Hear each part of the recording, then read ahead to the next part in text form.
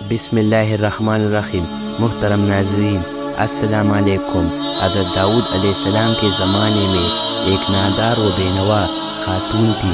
اس کے پاس جو تھوڑی بہت رقم تھی اس سے اون یا روئی وغیرہ خریدتی اور اسے کاٹ کر اس کی ہڈیاں بناتی، پھر انہیں بیچ کر انتہائی سادگی سے اپنی اور اپنے بچوں کے اخراجات پوری کرتی تھی۔ ایک دن وہ سوت کاٹ کر اس کی ہڈیاں بنا کر بازار میں بیچنے کے لیے سر پر رکھ کر جا رہی تھی کہ اچانک تیزی سے ایک کوہ آیا اور ایک ہڈی اٹھا کر گیا۔ وہ بے سہارا خاتون بہت رنجیدہ ہوئی اور حیران و پریشان حضرت داؤد علیہ السلام کے پاس آئی، اپنے تنگ حالات بیان کیے اور کوے کی ہڈی اٹھا کر لے جانے کا واقعہ بیان کرنے لگی۔ پھر اس کے بعد عرض کیا، خدا کی عدالت کہاں ہے؟ حضرت داؤد علیہ السلام نے اس سے فرمایا، ادھر بیٹھ جاؤ تاکہ تمہارے بارے میں فیصلہ کروں۔ ایک طرف یہ واقعہ پیش آیا اور دوسری طرف یہ ہوا کہ کچھ لوگ کشتی کے ذریعے دریا عبور کر رہے تھے۔ ان کی کشتی میں سوراخ ہو گیا اور پانی داخل ہونے لگا۔ کشتی کا ڈوبنے کا خطرہ تھا۔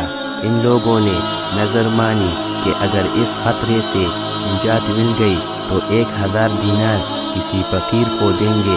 اللہ تعالیٰ نے ان پر لطف و کرم کیا اور اس کوے کی ڈیوٹی لگائی کہ وہ اس خاتون کی ہڈی اٹھا کر کشتی میں لا پھینکے۔ کوے نے ایسا ہی کیا۔ ان لوگوں نے سود کی اس ہڈی سے فائدہ اٹھایا، کشتی کا سوراخ اچھی طرح بند کیا اور ڈوبنے سے نجات پائی۔ جب وہ لوگ ساحل پر پہنچ گئے تو اپنی نظر ادا کرنے کے لیے سیدھا حضرت داؤد علیہ السلام کی خدمت میں حاضر ہوئے۔ 1000 دینار حضرت کی خدمت میں پیش کرتے ہوئے اپنے دریا سے نجات پانے کا پورا واقعہ تفصیل کے ساتھ سنایا۔ حضرت داؤد علیہ السلام نے اس خاتون کے سامنے خدا کی حکمت و عدالت بیان کی اور وہ 1000 دینار اسے دیے۔ وہ خاتون بہت خوش ہوئی اور سمجھ گئی کہ خدا سے زیادہ کوئی بھی عادل تر اور احسان کرنے والا نہیں ہے۔ حضرت داؤد علیہ السلام کے زمانے میں ایک شہوت پرست شخص لگاتار ایک خاتون کے پاس جاتا اور اسے منافع غیبت کام کرنے پر مجبور کرتا تھا۔ اللہ تعالیٰ نے اس خاتون کے دل میں ایک بات ڈالی کہ اس شہوت پرست شخص سے کہے کہ تم جب بھی میرے پاس آتے ہو اس وقت ایک اجنبی شخص تیری بیوی کے پاس جاتا ہے۔ اس خاتون نے یہ بات اس شخص سے کہی تو وہ فوراً دوڑتا دوڑتا اپنی گھر گیا اور کیا دیکھا کہ ایک اجنبی اس کی بیوی کے ساتھ ہم بستر ہے۔ یہ ماجرا دیکھ کر وہ بہت پریشان ہوا۔ اس شخص کو پکڑ کر وہ حضرت داؤد علیہ السلام کے پاس لے جا کر کہا، اے اللہ کے پیغمبر، میرے اوپر ایک ایسی مصیبت آئی ہے کہ جو آج تک کسی پر نہ آئی ہوگی۔ حضرت داؤد علیہ السلام نے پوچھا، وہ کون سی مصیبت ہے؟ شہوت پرست مرد نے کہا، یہ شخص میرے آدم موجودگی میں میرے گھر آیا ہے اور میری بیوی سے زنا کیا ہے۔ اللہ تعالیٰ نے حضرت داؤد علیہ السلام پر وحی نازل کی کہ اس مرد سے کہو، کما تدینو تدانو، جیسا کرو گے ویسا بڑھو گے۔ ایک دن حضرت داؤد علیہ السلام گھر میں بیٹھے ہوئے تھے۔ آپ علیہ السلام کے پاس ایک فقیر اور پریشان حال نوجوان بھی بیٹھا ہوا تھا۔ یہ جوان حضرت داؤد علیہ السلام کے پاس بہت زیادہ آتا جاتا تھا اور بہت خاموش طبع تھا۔ ایک دن حضرت اسرائیل علیہ السلام جناب داؤد علیہ السلام کے پاس آئے اور گہری نگاہوں سے اس نوجوان کو دیکھنے لگا۔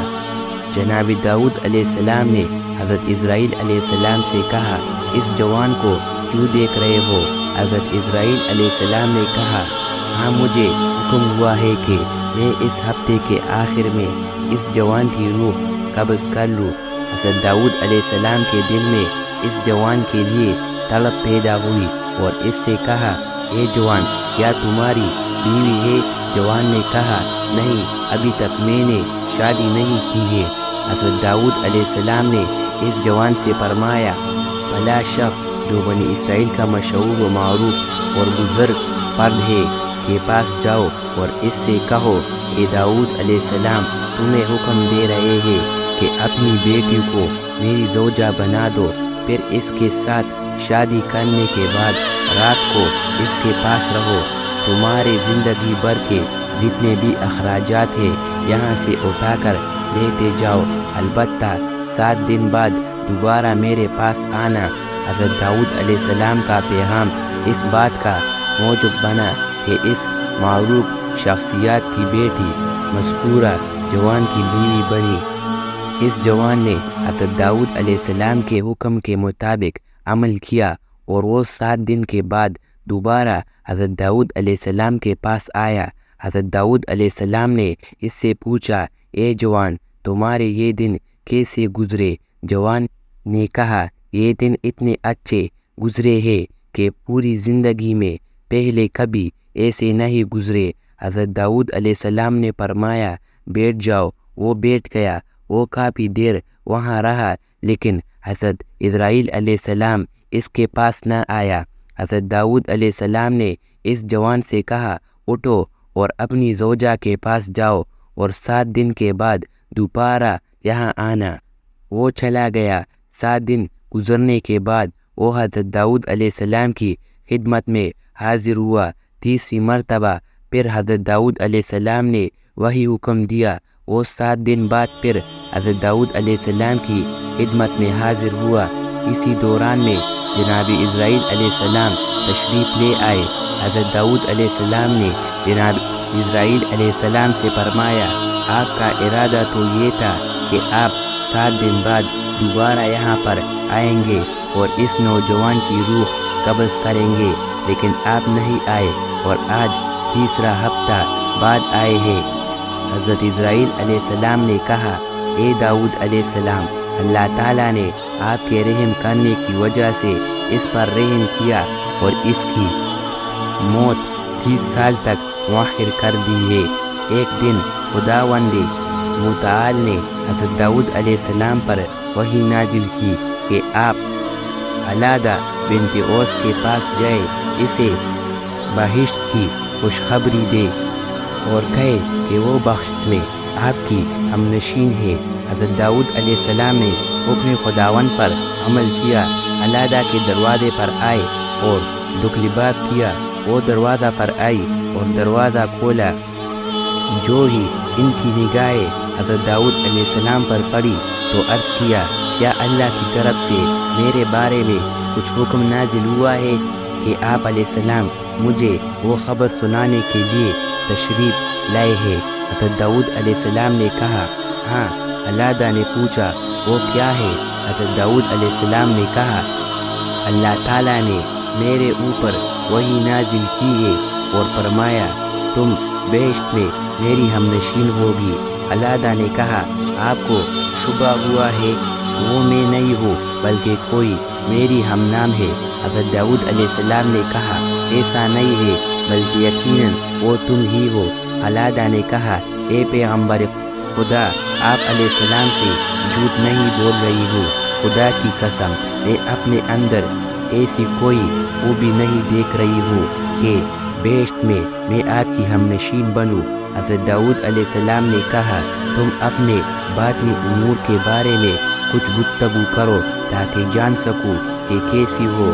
علادہ نے کہا میں ایک ایسی حالت کی مالکہ ہوں، مجھے جو بھی دکھ تکلیف ہو، خواہ نقصان ہو یا کوئی حاجت ہو، میں نے کبھی اس کے رفع کے لیے خدا سے نہیں کہا، یہاں تک کہ وہ ذات خود ہی اسے رفع کر دیتی ہے۔ یعنی میں وہی پسند کرتی ہوں جو میرا محبوب پسند کرتا ہے، اور نہ ہی خدا سے میں ان نقصانات مشکلات کا عوض مانگتی ہوں بلکہ ہمیشہ اس کا شکر بجا لاتی ہوں۔ حضرت داؤد علیہ السلام رات کی بات سمجھ گئے اور اس خاتون سے فرمایا تم انہی خوبیوں کی وجہ سے اس مقام پر باعث ہوئی ہو۔ اگر آپ کو ہماری ویڈیو اچھی لگی ہے تو ویڈیو کو لائک کریں اور چینل سوابی ورڈ کو سبسکرائب کریں۔